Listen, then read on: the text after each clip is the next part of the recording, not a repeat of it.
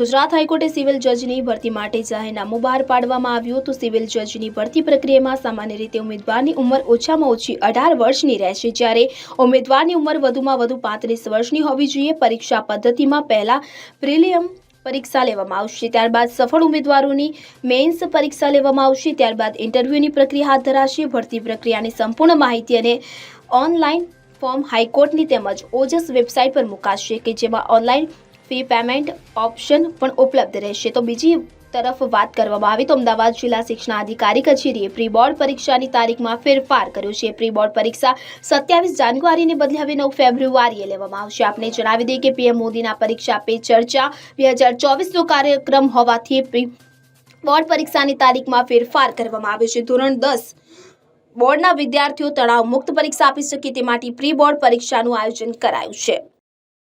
Bureau report CN24 news. હવે જુઓ દેશ દુનિયાની તમામ ખબરો તમારી આંગળીના ટેરવે। ઉઠાવો મોબાઈલ અને ગૂગલ પ્લે સ્ટોર પરથી ડાઉનલોડ કરો અમારી CN24 ન્યૂઝ મોબાઈલ એપ।